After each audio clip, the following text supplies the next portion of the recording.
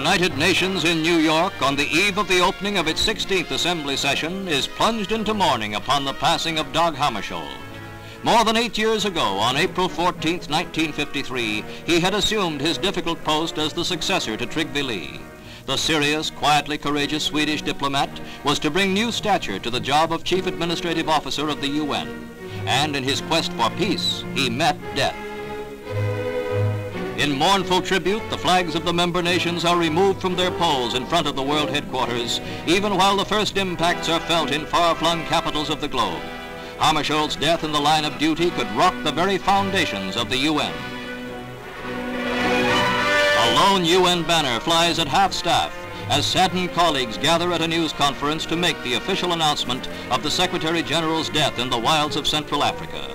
He was en route to peace talks with Katanga President Moise Tshombe when he perished in the crash of the plane flying him from Leopoldville, the Congo, to Ndola in northern Rhodesia. The Brazilian Undersecretary for Public Information, H. Tavares de Sá, speaks. In keeping with the spirit which typified the dedicated efforts of Mr. Hammarskjöld, the Secretariat is carrying on with a full sense of its duty.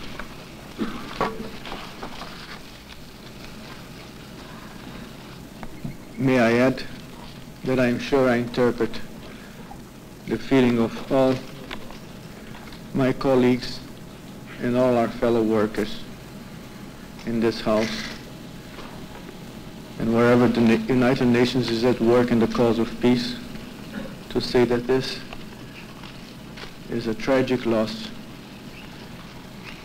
for the United Nations, for the cause of peace everywhere, and for humanity. During his 8 years as Secretary General, leaders throughout the world showed their respect for the gentlemanly Hammarskjöld. Here, President Eisenhower. He walked with the peacemakers who came to the World Forum, and he lived and worked by the letter of the Charter of the United Nations.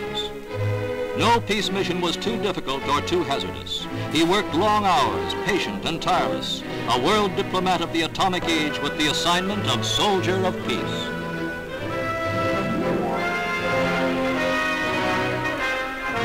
His personal mission to bring peace in the Congo was his last UN service.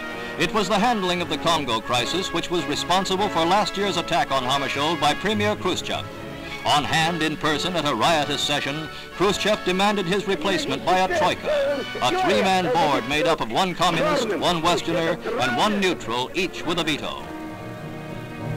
Ignoring a red desk-pounding exhibition, Hammarskjöld refused to resign, dramatically announcing his intention of remaining in office for his full term. I shall remain in my post during the term of office. It is very easy to resign. It is not so easy to stay on. It is very easy to bow to the wish of a big power. It is another matter to resist. As is well known to all members of this assembly, I have done so before on many occasions and in many directions. If it is the wish of those nations who see in the organization their best protection in the present world, I shall do so again.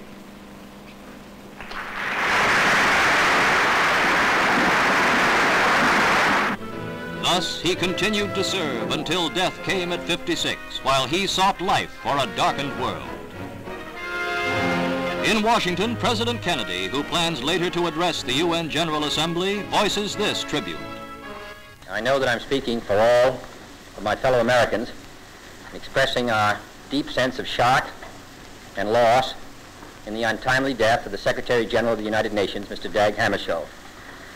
Dag Hammarskjöld's cause, dedication to the cause of peace, his untiring labors to achieve it, his courage under attack, his willingness to accept all responsibility in trying to strengthen the United Nations and make it a more effective instrument for the aspirations of the hundreds of millions of people around the globe who desire to live out their lives.